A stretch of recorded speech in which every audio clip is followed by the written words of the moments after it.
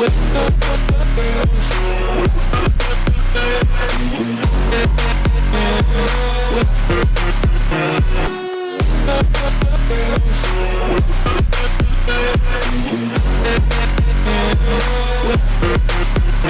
guys, so this is the last time I'm going to be publishing in 2 weeks.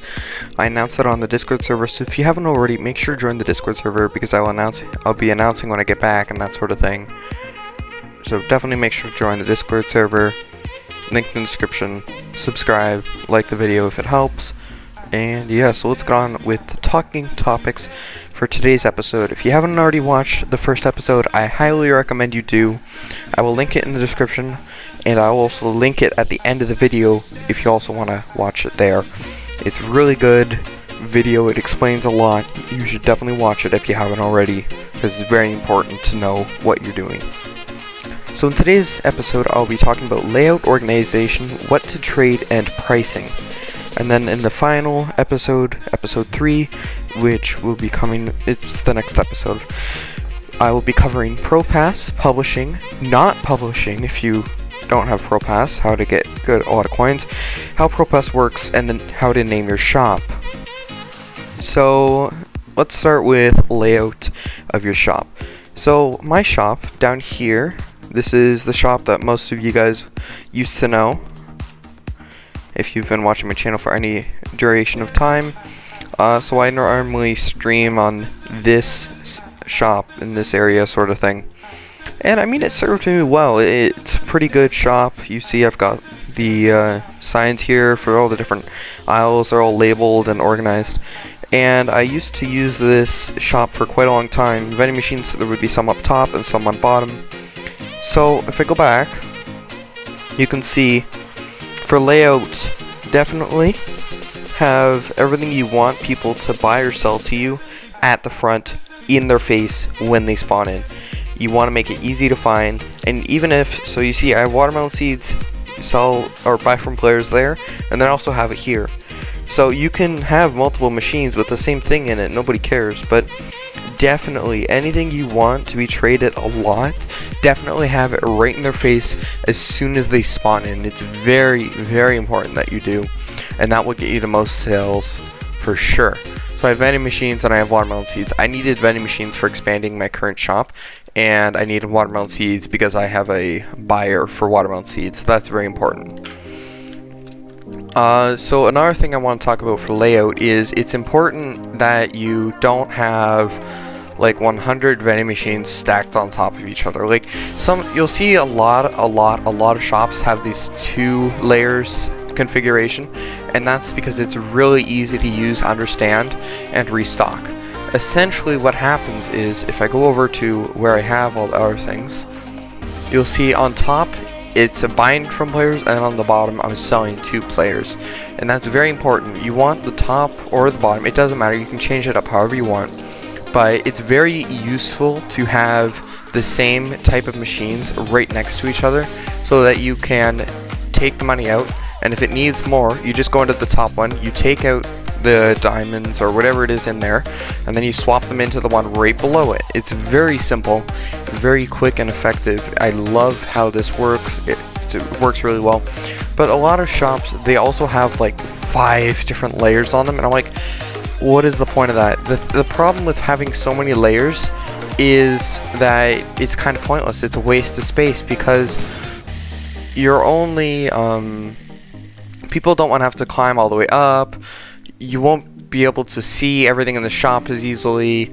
It's convenient to have aisles, like this is mob drops and mobs, so like all this stuff that spawns on your island, then all the mob drops, and then over here is the blueprint section, the small blueprint section I have so far.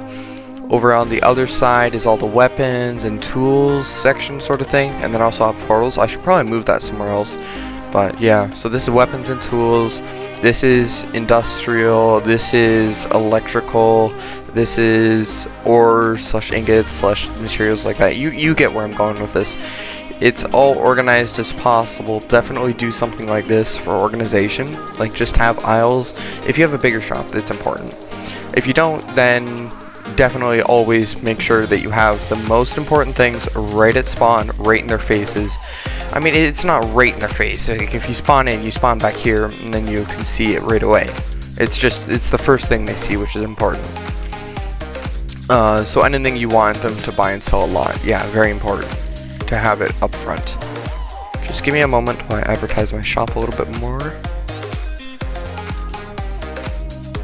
Alright, so that's very important. And then you also want to keep in mind, so what's the next topic? What to trade and pricing of everything. So pricing is really hard if you haven't had a shop before, because there's so many different aspects to it, and I can't explain it all in one video. If you guys want a follow-up video of me explaining how to get good prices, let me know in the comments. I'm definitely down for that.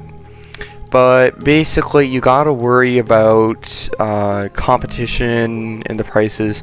So let me make an example real quick. So you've got my shop. I buy berry seeds for 900 coins and sell them for 1,750 coins. Of course, if there's other big shops that are selling berry seeds for 800 coins, people will buy them from there and sell them to me for a profit. And all of a sudden, all my machines are going to be full, and nobody's going to want to buy them from me because they can get them for cheaper from another shop. So you gotta make sure your prices are competitive with other prices. And the great way of doing that is going to other big published shops. But you also got to keep in mind that big shops have big price margins. And so what that means is they'll price the item when they want to buy it from players really cheap, and then when they want to sell it to players, they price it really expensive. And you got to keep that in mind and adjust your prices accordingly. But if you go to 3 or 4 published shops, you can get a pretty good idea of what you should price your items at. And if you're not sure, if you click on someone else's vending machine and then you press O on your keyboard, you can see how many items they have in the machine, how much coin they have in the machine. So let me do a quick example. So if someone were to join my shop and they come over to title spellbooks and they're like, oh, I wonder if that price works for them. They open up my vending machine by pressing O, and they see, ooh, someone has been selling them some title spellbooks. And then they go over to Rage Blades and they're like, oh, I wonder if that's a good price. Oh, no, nobody's been selling them any Rage Blades, so I would probably increase the price. So you'll look at that sort of thing, and it can give you a really good idea of if that price works well for them, if you need to tweak it at all. So that, yeah, just make like a big list of different prices and or different shops and what they price items you're looking to put in your shop before you try it out. And definitely start by pricing your buying from players really cheap and your sell to players really expensive, and then kind of hone in your prices. And if you're getting a lot of complaints about your prices, you can always just put a sign like this saying, these prices may be high, but they are in extreme demand. Or you could say, I haven't been working on this price very long, sorry if it's inaccurate, or something like that. And over time, you can adjust it based on how many people sells it to you, how many people buy it from you, and you always watch what the demand is at your shop. That's all that matters, is who's coming to your shop and what the demand is like at your shop. Once you've got basic prices, that's good. DV's price guide, I really do not recommend you guys use that. I was on the price guide, I was helping keep it up to date, but I got kicked for unspecified reasons. Stevie never told me why.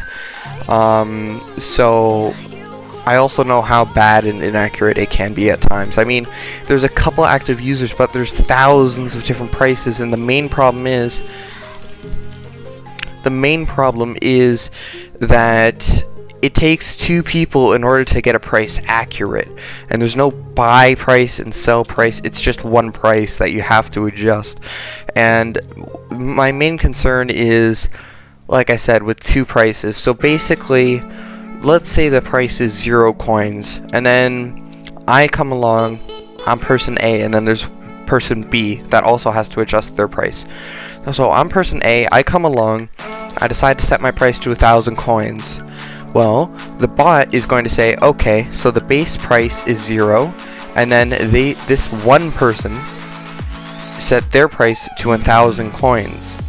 So the bot will set the price to 500 coins and display that as the average. Basically what the average is, for anyone that doesn't understand that yet, it's basically the middle number between two prices. So 1,000 and 2,000. The middle number will be 1,500. That's what the bot will display. So it takes two people to save 1,000 coins in order to make the price 1,000 coins. And because there's so many prices, because there's not that many active users on the price guide yet, it's really inaccurate, and it only works for those people. You have to keep that in mind. I do have a price guide. I try and maintain it. It's in the description of this video if you guys want to go see it. But the problem is I'll be taking a 2-week break off of Islands and YouTube and that sort of thing, so I won't be able to update it as much. Sorry about that, but there's nothing I can do about that. So just keep that in mind. And definitely do the looking at different shops method, and that should help you a lot. You can also look at the Discord trading channels on different Discord servers and see what prices they're trading at, and you can go on that as well. So anyway, I hope that helps for pricing. That's basically all I can possibly think of for pricing. For what to trade, I didn't go over what to trade yet, I don't think. But for what to trade,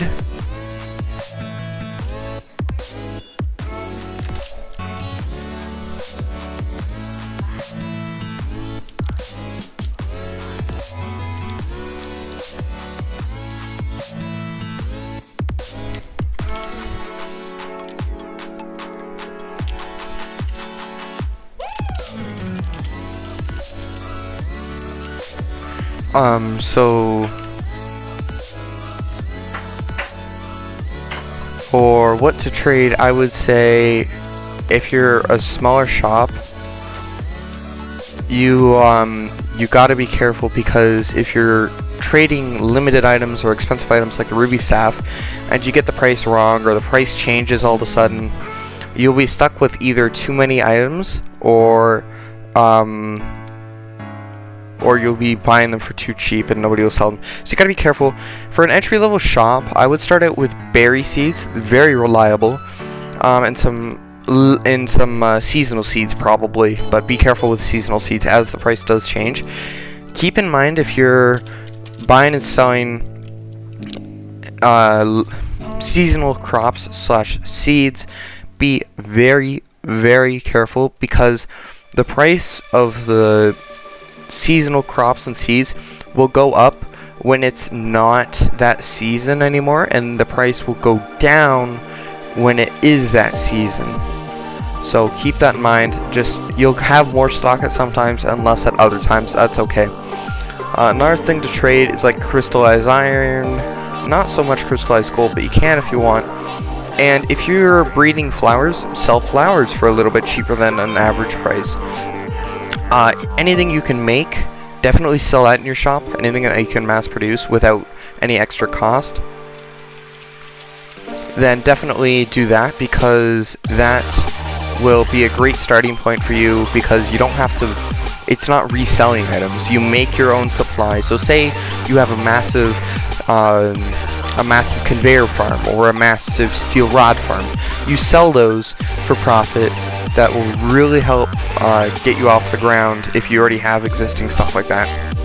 And I used to do that. I used to make a lot of flowers, and that made really good profit as long as you price it accurately. So again, I hope everything I've said in this video helps explain some stuff. I won't be on YouTube or Roblox making new content for 2 weeks. As of my latest price guide video, I will be making the video saying I'm back in the title as soon as I'm back, and you'll definitely be sure to know when I'm back making new content. But I'll be scheduling a bunch of videos, so there will still be content while I'm gone. It's just, it won't be brand new content that day. It'll be from 1 week or 2 weeks ago, so it's still rather new, and it's content like this that doesn't age. It's gonna be like noob to pro, it's gonna be this stuff and that sort of thing, and leaks. So anyway, we'll see you guys in the next video, and bye for now.